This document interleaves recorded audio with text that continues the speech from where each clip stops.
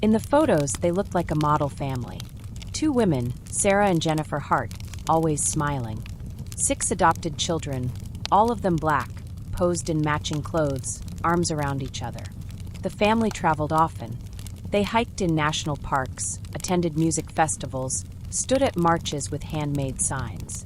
They called themselves the Hart Tribe. Strangers followed them online. Their posts were full of love, unity, and social consciousness. People believed it. The image was curated carefully. Jennifer managed most of the public-facing content.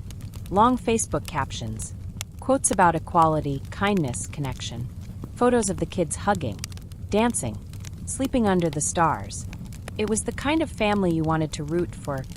2 white women raising 6 adopted children of color, committed to activism, simplicity, and togetherness. In public, they were gentle and polite.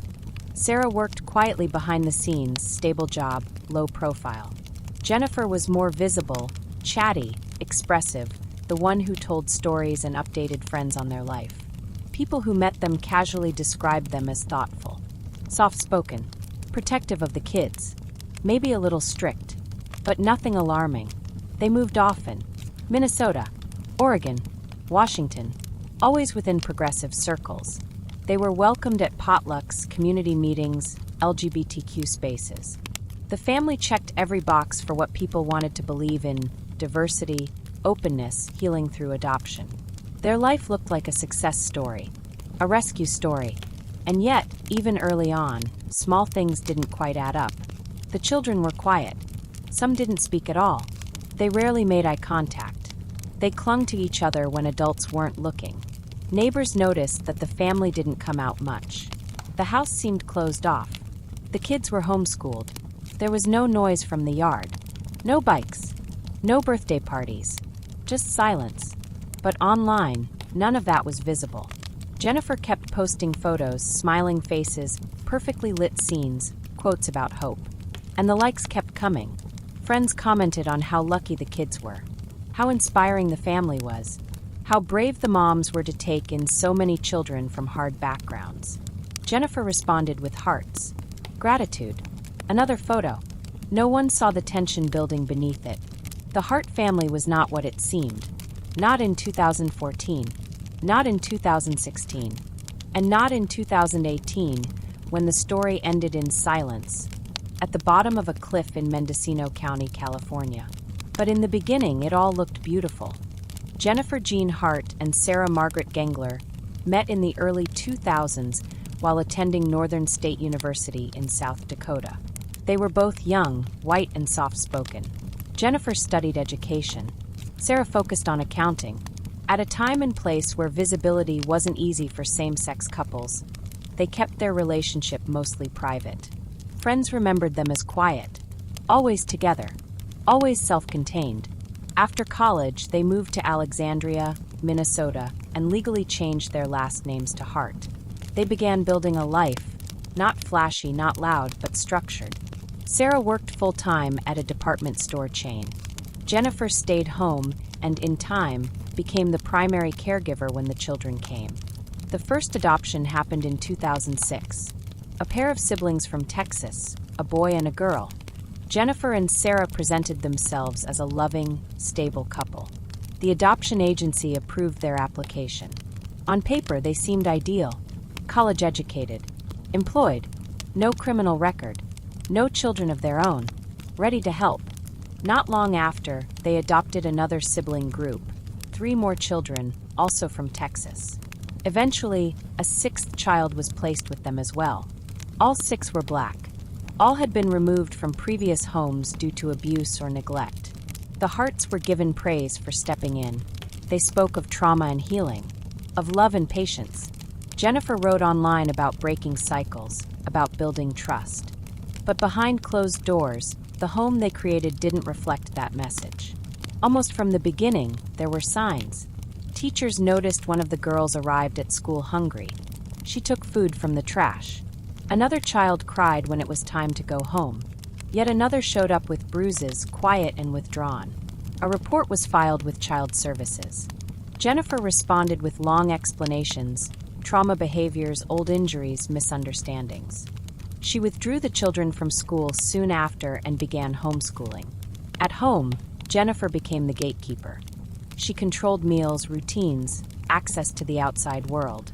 Sarah worked long hours, and while she was technically the legal co-parent, she had little visible authority in the household. Friends and acquaintances described Sarah as passive, rarely speaking, rarely intervening. Jennifer spoke for both of them. The kids rarely went out unsupervised. When they were seen in public, it was usually for an event or a carefully staged outing, a music festival, a protest, a gathering. Always photographed, always captioned. They wore matching shirts, smiled for the camera, but they didn't speak much. Over time, more reports were made. One child told a teacher that she had been hit with a belt. Another said she was made to lie on the floor for hours as punishment. Someone called Child Protective Services. A home visit followed. Jennifer met the agent alone. She was calm. The kids were quiet.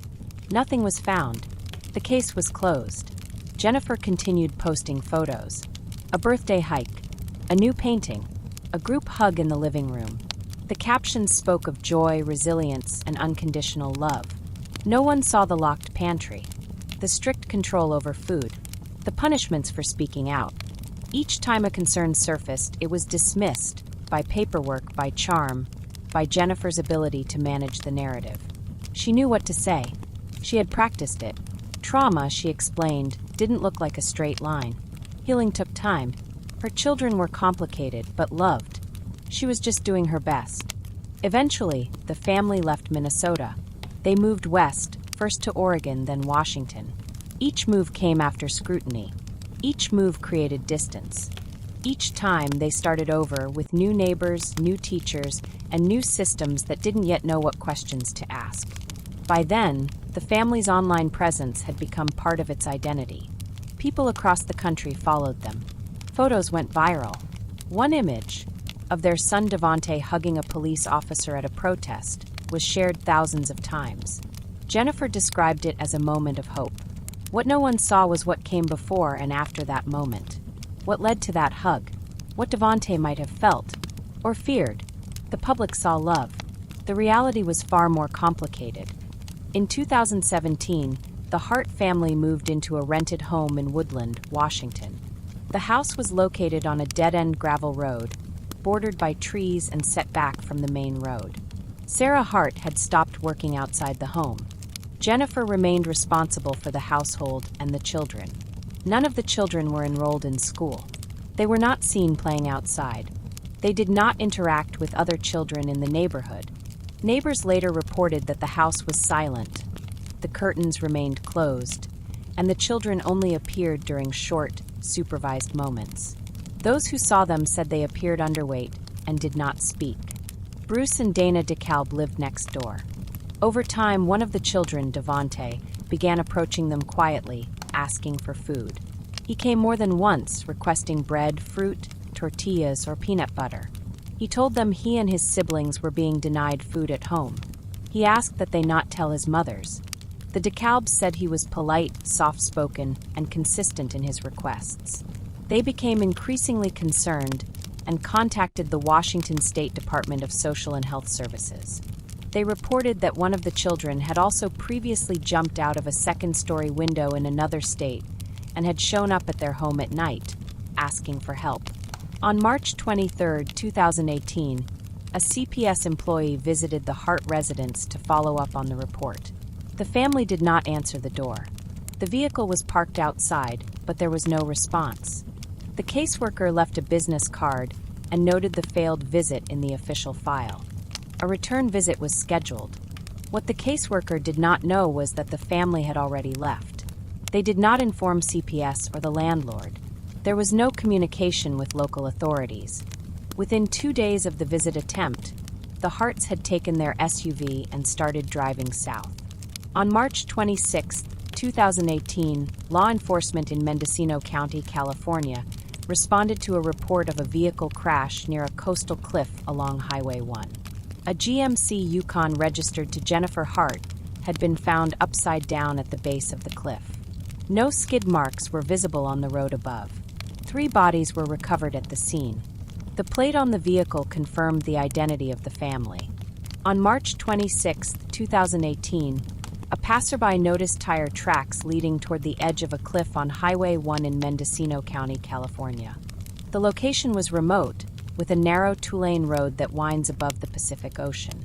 There were no barriers at that stretch of highway, no warning signs, just a sharp drop into the rocks and water below. At the base of the cliff, approximately 100 feet down, a vehicle lay upside down and partially submerged. It was a dark-colored SUV, a 2013 GMC Yukon XL, with a Washington license plate. First responders confirmed 3 bodies near or partially inside the vehicle. There was no indication of brake use at the top of the cliff. There were no skid marks or signs of evasive movement. The vehicle had crossed a flat shoulder of dirt at a consistent speed before going over the edge. Local deputies notified authorities in Washington after running the plate and identifying the vehicle as belonging to Jennifer Hart. By the next day, it was confirmed that the family had not returned home and that none of the children had been seen since March 23rd. The same day, a CPS worker had attempted a visit. Recovery efforts began immediately, but the area was dangerous. The surf was rough. The tide shifted quickly. Over several days, more bodies were recovered. Eventually, 6 of the 8 family members were located: Jennifer Hart, Sarah Hart, and 4 of the 6 children, Marcus, Abigail, Jeremiah, and Sierra. 2 of the children, Devontae and Hannah, were missing. Their bodies were not located in the initial recovery. It would take several weeks before a coroner confirmed that human remains later found in the ocean belonged to Hannah. Devontae's body has never been recovered. The crash had no mechanical explanation. The vehicle was functioning. The weather was clear. Visibility was good. Toxicology tests later showed that Jennifer Hart was intoxicated at the time of the crash. Her blood alcohol content was 0.102, above the legal limit in California. Sarah Hart had no alcohol in her system, but had large doses of diphenhydramine, an over-the-counter antihistamine often used as a sleep aid. Autopsy results revealed that all 6 children had diphenhydramine in their systems. It was found in varying concentrations, with some levels high enough to suggest sedation. None of the children showed signs of physical injury prior to the crash. There were no defensive wounds, no evidence of struggle. The GMC Yukon's data recorder showed that the accelerator had been pressed down fully until the moment of impact. The vehicle had reached speeds of over 90 kilometers per hour in the final seconds. The steering wheel was straight. The path down the cliff was uninterrupted. There was no mechanical failure.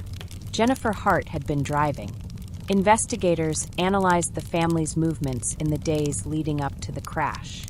Surveillance footage and bank records showed that they had traveled from Woodland, Washington, through Oregon, and into California without informing anyone. They stopped at gas stations, grocery stores, and roadside rest areas. There were no signs of distress reported by employees who saw them. The children were seen briefly in some security footage, but not clearly. No one reported any suspicious behavior. The route they took was not direct. They did not appear to be traveling toward a specific destination. The GPS data from the vehicle showed that the family had driven along the same coastal road the day before the crash, even approaching the same pull-out area above the cliff before turning around. This suggested that the crash site had been scouted in advance. Law enforcement concluded that the crash was not an accident. It was classified as an intentional act. There was no evidence of another vehicle involved, no mechanical defect, no brake application, no sign of evasive maneuver. There were no suicide notes left behind, no explanation, no warning, only the timeline: the child welfare visit that Friday, the sudden departure, and the calculated route that ended on a cliff. In April 2019, after months of investigation, the coroner's jury ruled that Jennifer Hart had deliberately driven the vehicle off the cliff, with the intention of killing everyone inside. Sarah Hart was determined to have died in the crash, but was not identified as the driver or planner. However, investigators noted that both women had participated in a long-term pattern of isolation, manipulation, and emotional control over the children. The crash ended the family's story, but it also forced a closer look at how they had remained undetected for so long. Agencies in multiple states had received complaints over the years. Schools had reported concerns. Neighbors had called Child Protective Services. But each time, the investigation had ended before action was taken. Jennifer Hart had maintained control of the narrative, using her voice, her written statements, and her image management to deflect attention. The final decision to drive off the cliff brought that image to an end.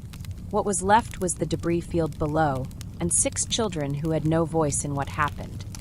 Children who had been presented to the world as symbols of hope, but who died in silence, far from the view of any camera. After the vehicle was recovered and the crash was ruled intentional, investigators turned their attention to everything the family had left behind. Their house in Woodland, Washington, was sealed and searched. What they found inside did not match the image that Jennifer Hart had projected online for years. The home was quiet, sparse. There were beds, furniture, basic belongings, but also signs of restriction and control. The refrigerator and pantry were locked. There was little variation in the children's clothes. Most rooms were clean, but impersonal. There were no toys left out, no photos of the children displayed, nothing that suggested individual expression. Electronic devices were collected: computers, phones, storage drives. Much of the material had been deleted, but investigators were able to retrieve older posts, emails, and private messages. What they found was a highly curated digital history managed almost entirely by Jennifer.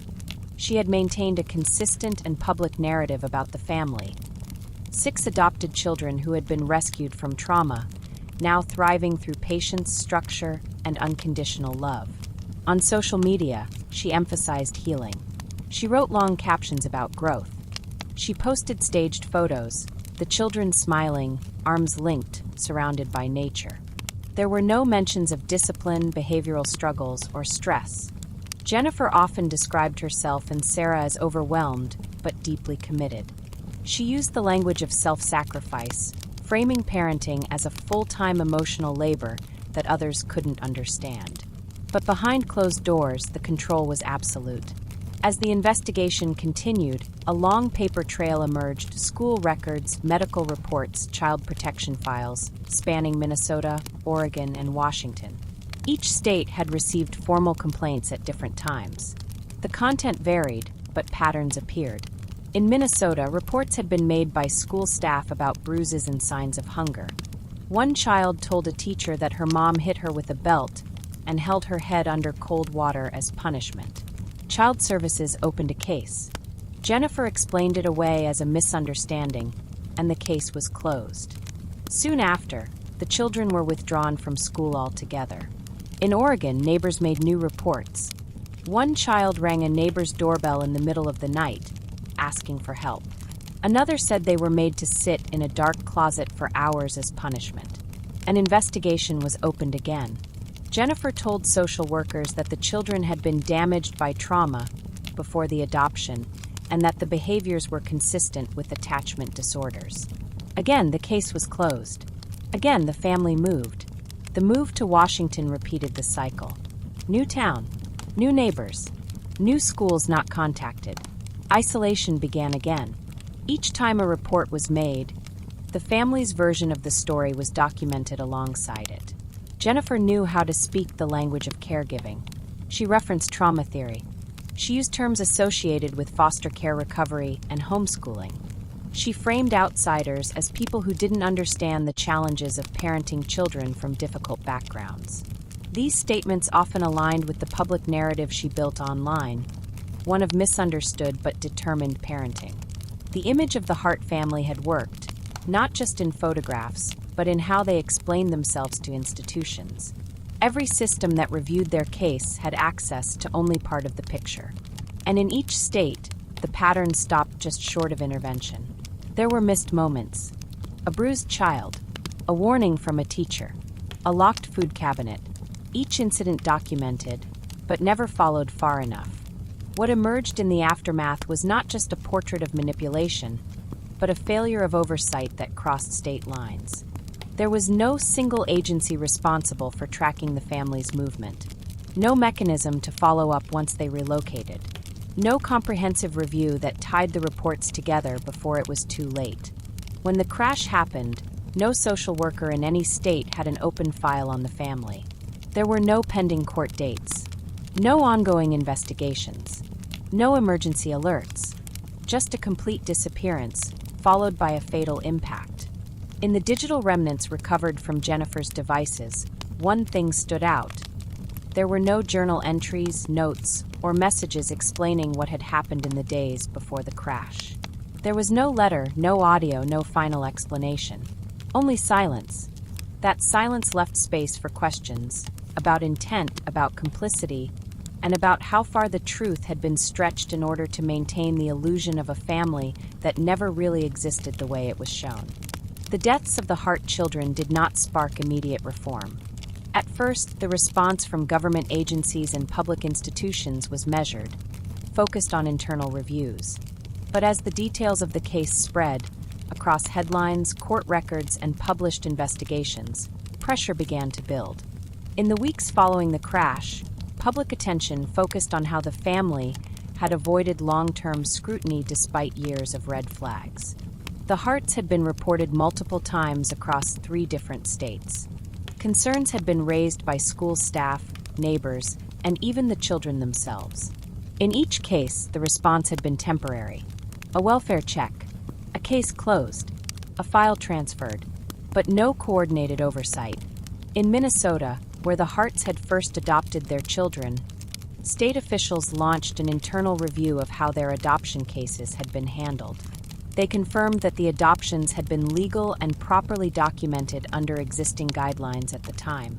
No laws had been broken in the placement itself. There was no indication at that stage that the Harts would become abusive caregivers.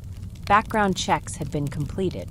Their applications showed no criminal history or mental health concerns. They passed interviews. They were licensed and cleared. In Oregon, where some of the most detailed abuse reports had been filed, the Department of Human Services acknowledged failures in how those reports had been followed up. In 2013, a detailed file documented multiple incidents, including physical punishment, emotional control, and food deprivation. Caseworkers met with Jennifer Hart. The children were interviewed in the presence of their parents. At no point were they removed from the home. The case was closed. Shortly afterward, the family moved. Officials later said that more could have been done to investigate the deeper pattern. But under Oregon law at the time, there was no authority to track families who moved across state lines unless a formal custody proceeding or removal had occurred. Once the Harts relocated, Oregon's case was archived.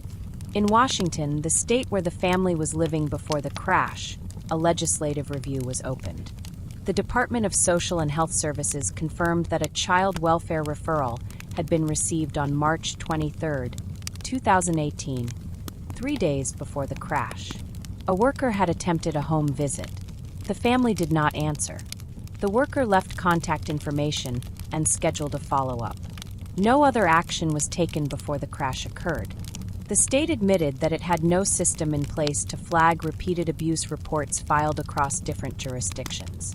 Each state maintained its own files.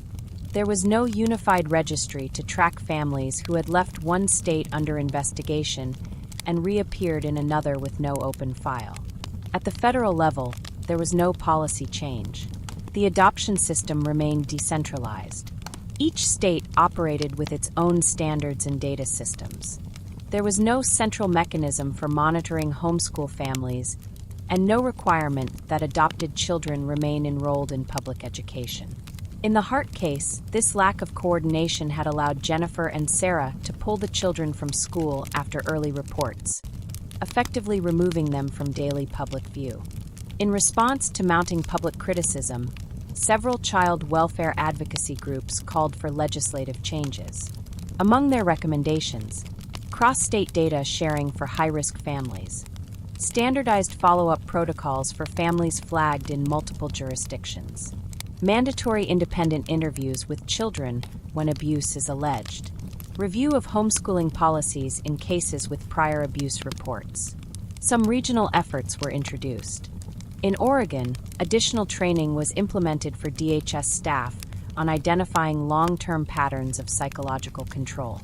In Washington, the DeKalbs, the neighbors who had made the final call to CPS, testified about what they saw and how the system had failed to act quickly enough. Their statements were included in local policy discussions, but no binding statewide law followed. By 2020, the case had largely faded from the national legislative agenda.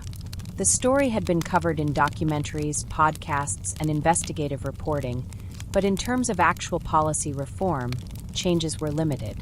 The federal child welfare system remained fragmented, with case tracking still dependent on state-level systems and discretion. What had become clear was that the Hart family's ability to manipulate appearances, online, in interviews, and during welfare checks, had worked in part because no one agency ever saw the full picture. Everyone saw a version. Jennifer Hart had made sure of that. Before the crash, most people who knew the Hart family knew them through images. Photos of smiling children holding protest signs, group selfies at national parks, matching outfits, captions filled with words like love, healing, and family. There was a kind of quiet admiration in the way their story was received. They stood out as a family doing something meaningful. 2 white women raising 6 black children, attending rallies, marching in pride parades, talking about justice. The story looked clean. The narrative made sense. People wanted it to be true. After the crash, that image collapsed quickly. News reports began connecting the dots. Old reports from schools, police records, statements from neighbors. Pieces that had been scattered across states were now being read together for the first time. People who had followed the family online said they went back through old posts and saw things they hadn't noticed before. Details that had once seemed charming or quirky now felt unsettling. The children were always smiling, but never speaking. Their clothes were often identical. The language used by Jennifer was repetitive, performative. Something felt off. The photo of Devontae hugging a police officer became one of the most cited examples. That moment, captured in 2014 during a protest in Portland, had gone viral. It showed Devontae, then 12 years old, crying as he embraced a white officer. Jennifer had framed it as a symbol of healing, a bridge between fear and trust. The photo had been shared by thousands, picked up by media outlets, even used in political commentary. But Devontae had not asked for that attention. He had not written the caption. He had not been in control of how that image was used or interpreted. When the truth about the family became public, people began to see that moment differently. Not as an act of spontaneous connection, but as part of a pattern, where the children's appearances were used to reinforce a version of reality that wasn't theirs. The camera had always been pointed at them, but they hadn't been allowed to speak for themselves. People who had met the family briefly recalled feeling uneasy at the time, but said they had dismissed it. Jennifer had always been ready with an explanation. The children had trauma, she would say. They didn't trust easily. They were working through it. She spoke calmly, confidently. There was never room for contradiction.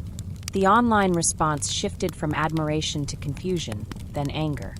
Many of those who had once praised the Harts began asking how they had missed the signs.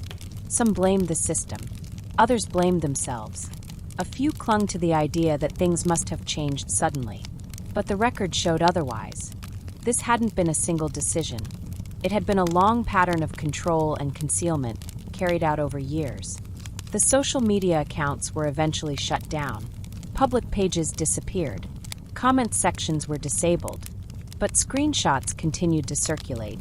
Every post was re-examined. People compared timelines, captions, expressions. In the absence of answers, they tried to piece together what had really been happening behind the curated version. Some observers pointed out how easily Jennifer's language had mirrored what people wanted to hear. She had spoken the vocabulary of progressivism, of foster care, of trauma-informed parenting.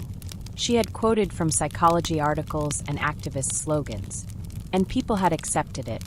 Her whiteness, her education, her composure all worked in her favor. It wasn't just that she had created a convincing image. It was that the image fit neatly into what people already believed a good family should look like. What changed after the crash was not only the perception of the Harts, but the understanding that what looks like love online or in public can coexist with control, silence, and fear behind closed doors. The children had been photographed often. They had been described in detail. But in the end, the truth about their lives came not from the images, but from the gaps between them. No one had seen what happened in that house each day. No one had heard their full stories. And when the time came for those stories to be told, it was already too late. Long before their names were tied to a tragedy, the 6 Hart children were part of the foster care system in Texas. They were siblings and half-siblings, all born into unstable situations involving poverty, neglect, and in some cases, substance abuse by biological parents. They were removed from their original homes in early childhood and placed into temporary care. They were not adopted together at first. Marcus, Hannah, and Abigail were the first group. They were placed with Jennifer and Sarah Hart in 2006. Later, Devontae, Jeremiah, and Sierra joined them. These 6 children, Black, vulnerable, already separated from their biological families, were placed into a home where they would be raised in isolation, far from extended relatives, birth records, or any consistent adult outside their new parents. In official documents, the Harts described themselves as capable and nurturing. They emphasized their commitment to nonviolent parenting, their understanding of trauma, and their readiness to manage a large family. The adoption went through. There was no formal opposition. At the time, no red flags appeared in the paperwork. But what followed was a pattern of erasure. The children were pulled from school not long after their adoptions. When abuse reports were filed, the response was to withdraw further from public systems. They were homeschooled, which limited how often mandated reporters like teachers or nurses could interact with them. They had no contact with extended family, no contact with their biological relatives. Their medical visits were limited. Their movements were tightly managed. In public, they appeared in coordinated clothing, usually matching or color-coded. They were almost never heard speaking. Jennifer described them as shy. She explained their silence as a symptom of early trauma. She called them emotionally complex and said that healing took time. The children's names became known to the public only after the crash, but there had been brief glimpses before. In 2014, Devontae became briefly famous when a photo of him hugging a police officer went viral. The moment was praised in headlines and on social media. People described it as powerful, emotional, healing. But Devontae had not given consent for the image to be used in that way. He hadn't written the caption. He hadn't been given a platform to speak about what he felt. That photo told a story that Jennifer Hart controlled. In the aftermath of the crash, investigators tried to reconstruct who the children had been, separately, outside of that image. Their original foster care files were reviewed. Biological family members were contacted. One relative said she had tried to maintain contact early on, but was told by the Harts that the children were not ready to reconnect. She believed them. She backed away. Each child had their own personality, but few outside the home got to know them. Marcus, the oldest, was quiet but observant. Hannah was described as clever and wary. Devontae was curious and expressive. Abigail, Jeremiah, and Sierra were younger, and had even less access to people beyond the family's structure. When the reports of abuse began surfacing, most were anonymous or came from people who had seen the children only in passing: teachers, neighbors, bystanders. The children themselves were never interviewed in private by social workers. When investigators spoke with them, it was in the presence of their parents. Jennifer answered most of the questions. That lack of space, the absence of any environment where the children could speak freely, is what allowed their situation to remain hidden. Each time a system attempted to intervene, it relied on surface impressions. Clean clothes, a calm parent, a written explanation. There was no access to the interior of the family, no one who saw the children as individuals long enough to hear what they might have said on their own terms.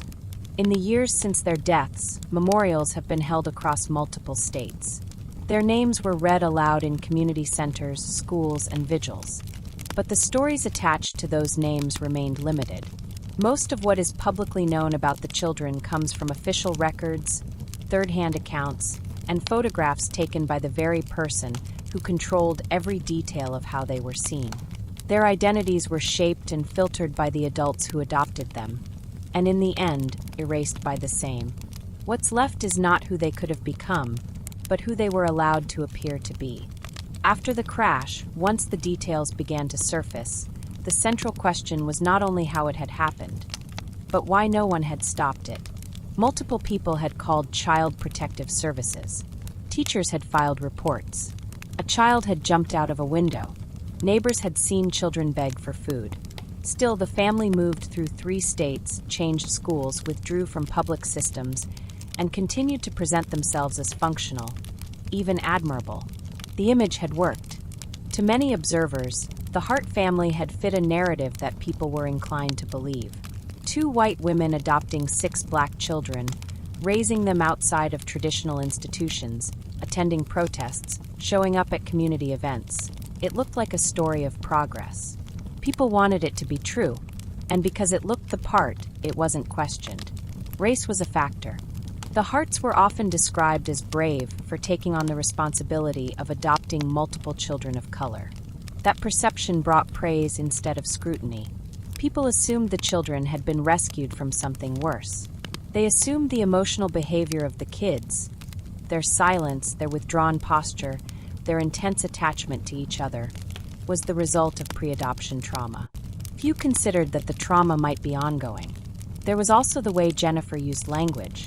Her posts often mirrored the terminology of social work, trauma-informed care, and progressive parenting. She described the children as healing. She spoke of attachment struggles and food anxiety in ways that sounded clinical, informed. The terms matched what professionals were trained to hear, even when the substance was missing. That gave her credibility.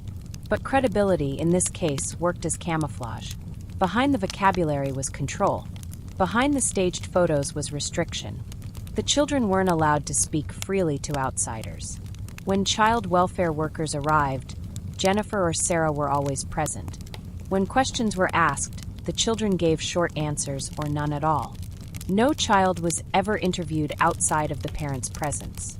No extended investigation ever broke past the walls of the home. The family's whiteness, coupled with their fluency in social justice language, created a layer of trust, especially within liberal, predominantly white communities. They attended pride events. They took the kids to Bernie Sanders rallies. They handed out flyers at climate marches. They were welcomed, not challenged. Even when the warning signs appeared, they were seen as isolated incidents. A hungry child was treated as an issue of trauma. A missing child was framed as a flight response. Homeschooling was interpreted as a personal choice. Each time, the concerns were explained away, often by Jennifer herself. She was articulate. She responded quickly. She wrote long, reassuring emails. People listened and accepted. The systems in place weren't designed to handle this kind of contradiction. There was no ongoing check-in once an adoption was finalized. There was no requirement to keep children in school. There was no protocol to track families across state lines unless criminal charges were filed. And when someone appears stable, composed, and informed, the urgency of an investigation can quickly fade. There was also silence from within. The children had no visible advocates outside the family. They had been separated from biological relatives, removed from school environments, and kept from building close relationships with adults who might have intervened. They had no extended family with legal standing. No teacher who saw them every day. No doctor who tracked their development over time. They were physically present in photos, but institutionally invisible. Even in death, the story was quiet. The crash received headlines for a week. The details circulated in media reports, but no national discussion followed. There was no major policy change. No widespread debate. The story disappeared from front pages within days, replaced by more immediate news. The public moved on. The children were remembered briefly, often as footnotes in a story that centered more on the adults who raised them than the lives they were never allowed to fully live. What this case revealed, more than anything, was how a certain kind of performance can be mistaken for truth. When a family matches the narrative people want to believe, scrutiny disappears. When the abuse doesn't leave visible marks, it's dismissed. And when children are cut off from the people who might listen, no one hears them at all. After the crash, media coverage was brief but intense. News outlets across the United States published early reports as the wreckage was discovered. The initial story was framed as a tragic accident involving a well-known adoptive family. It wasn't until investigators confirmed that the crash was intentional that the tone shifted. When the details came out, the locked pantry, the CPS reports, the hunger, the missing children, the story became harder to summarize. It didn't fit into the usual categories. It wasn't just about abuse or mental illness or systemic failure. It was all of those things at once, layered under years of smiling photos and well-written captions. For many journalists, it became a case that raised questions more than it offered answers. Within a few months, the news cycle moved on. But the Hart family crash didn't disappear. It began to show up in different spaces: podcasts, documentary projects, academic writing, parenting forums, Reddit threads. Each time, the story was picked up from a different angle. One piece focused on the failure of child protective services. Another explored the role of social media in shaping public perception. A third asked why a family that looked progressive was never questioned more closely. In 2020, a documentary episode aired as part of a major streaming series on true crime. It featured interviews with neighbors, former teachers, and caseworkers. The focus was less on the crash itself and more on the years leading up to it. How the warning signs had gone unnoticed, how Jennifer had presented herself, and how difficult it had been for any single agency to see the full picture. Some coverage questioned the role of media in reinforcing the false image. Reporters who had once shared the photo of Devontae hugging a police officer revisited their decision. They acknowledged that they had presented that moment as inspirational, without knowing the full context.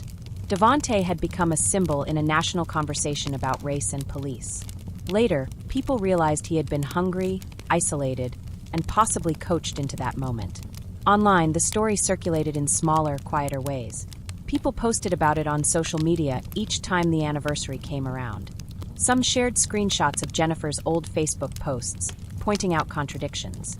Others returned to archived reports, trying to understand how the system had failed 6 children so completely. There were no new developments, no legal updates, but the case remained present, mostly because it was unresolved in people's minds. Journalists who revisited the story faced a specific challenge.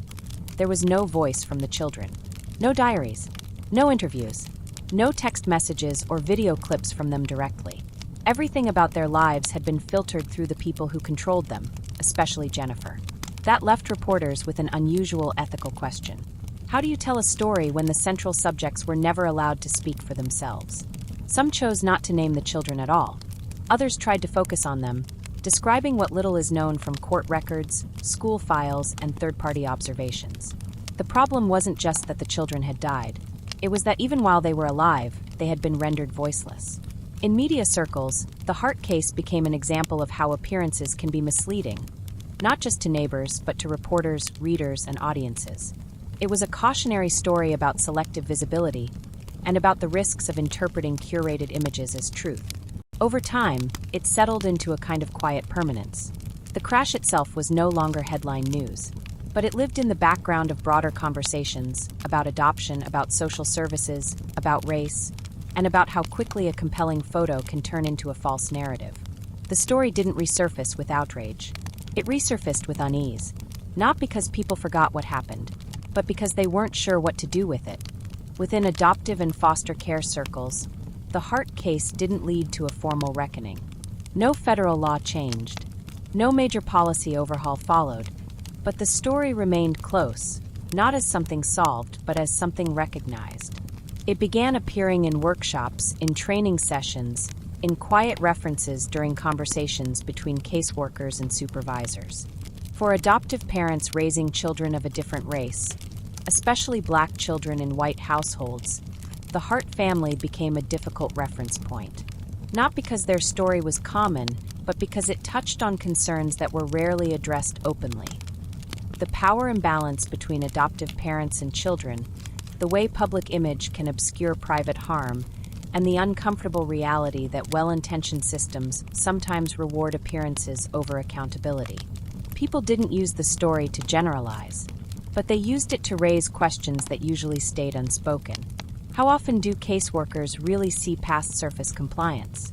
What does it mean when children are removed from their own cultural background, then placed in homes where they are not allowed to speak freely? What protections exist when children are homeschooled, isolated, or withdrawn from community life? Some agencies quietly reviewed their practices. Internal protocols were strengthened in places where files had been handled loosely. In certain counties, staff were reminded to insist on interviewing children outside of parental supervision. There were no sweeping reforms, but there were adjustments, quiet ones, local ones, shaped by the awareness that this had happened once and could happen again. Transracial adoptive parents reported being asked harder questions during home studies. Not hostile ones, but more detailed. More direct. Agencies wanted to understand how they approached culture, discipline, identity, and power. The questions had always been part of the process. Now they were asked with more care. But the most lasting shift was in how professionals talked about visibility. The Hart children had been photographed often. They were visible online. But visibility is not the same as being seen. They had no consistent presence in school. No therapist with a long-term relationship. No advocate assigned beyond the initial adoption. Their silence was hidden in plain sight, and their compliance was misread as stability. That lesson stayed. In foster care networks, the case also became a point of tension. Some worried it would be used to discourage adoption of children from difficult backgrounds. Others feared it would increase surveillance on already marginalized families. But those who stayed closest to the work saw something different. A reminder of how important it is not to assume that safety can be measured by outward behavior or that love can be proven by photographs. In workshops, the name Hart came up not as a headline, but as a signal. It meant look deeper. Don't rush. Don't let someone's fluency in the language of parenting override what the child isn't saying. It became a case that trainers used not for shock, but for context, a way to ask, who is actually being heard here? Some former social workers admitted that the case stayed with them longer than others. Not just because of the outcome, but because they could picture the reports. The way Jennifer had written emails. The way people had described the family as progressive, gentle, responsible. They remembered other cases that looked similar, and how easy it had been to believe people who sounded polished and prepared. The Hart story did not become a national symbol in the way some other cases have. But in rooms where people talk about adoption seriously, with the real weight of what it means, it never fully left. It stayed in the pauses, in the files revisited, in the second look taken when something felt slightly off. It became a caution that didn't come with a rule book, just a memory that behind a perfect sentence or a smiling portrait, something else might be waiting. By the time the investigation was closed, all of the facts had been sorted into folders. The cause of death, blunt force trauma from a high-speed fall. The classification, intentional. The driver, Jennifer Hart. The vehicle, in working order. The children, drugged, silent, and restrained by the structure they were born into, and then adopted into. Nothing else needed to be determined for the case to end. The coroner's jury ruled it a murder-suicide. The agencies involved issued brief statements. The paperwork was completed, but outside the structure of the file, nothing felt closed. What remained were names. Marcus, Hannah, Devonte, Abigail, Jeremiah, Sierra. No one would ever know who they might have become. No future school photos. No adult voices. No diaries left behind. No interviews to describe their lives in their own words. Only fragments, comments from neighbors, brief reports from teachers, and the faces that kept reappearing in photographs, always smiling, never speaking. They had been placed into a home that was supposed to be permanent, legally secure, safer than where they had come from. And in many ways, that's what made the ending harder to face. This wasn't a missed emergency. It wasn't a single moment of violence. It was a slow, years-long erasure, carried out behind a wall of good intentions and social approval. The silence around their deaths wasn't just about the system that failed them. It was also about how easily control can look like care, and how trust, once placed, is rarely questioned again. Jennifer Hart had built a version of her family that people wanted to believe. And by the time the truth surfaced, the people at the center of it could no longer speak. There is no foundation in their names, no annual fundraiser, no widespread campaign. Their story exists mostly in secondhand accounts and archived articles. It is studied quietly in classrooms, recalled by those who work in adoption or child welfare, referenced in discussions about homeschooling oversight, about social media influence, about how we define a healthy home. But more than anything, it is remembered by absence. Devontae's body was never found. The others were buried side by side. Their markers are simple. There is no lengthy inscription, no explanation, just their names and the years they were allowed to exist. The Hart case has become something people mention in low tones. At conferences, in essays, in late-night conversations between social workers who still feel uneasy about how it unfolded. Not because the facts are unclear, but because they are. Everything is known, and still none of it feels like enough. There is no answer to what should have happened, only the knowledge that these children deserved better. Not just in their final moments, but in the years that came before, when the chance to intervene was real and the warnings were visible. That chance is gone. What remains is a lesson that no policy can fully hold, and no story can completely explain. And 6 children, remembered now for what they were never allowed to become.